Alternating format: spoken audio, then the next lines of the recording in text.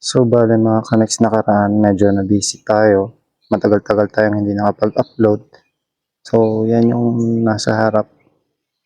Yung kulay brown and yung white sa gitna sa may cruise. Yan yung ginawa natin, inayos natin, pinagkabisihan natin. At the same time, nilagyan natin ng ilaw. Tapos, pinapunta natin dito yung switching. Ayan, hindi pa natin masyadong naayos ito. At nandito sa atin yung controller. Ayan, yung para sa cruise. Doon sa taas at saka yung dalawang nakatayo. So, switch natin. Ayan. So, yan. Dito natin ilagay yung mga switch niya.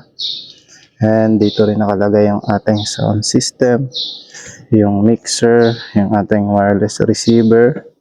Prefer namin na dito sa taas yung sound system o nandito sa likod.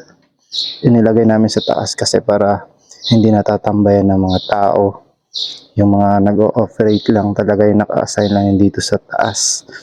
And nandito sa likod mas maganda, mas makikita mo yung lahat.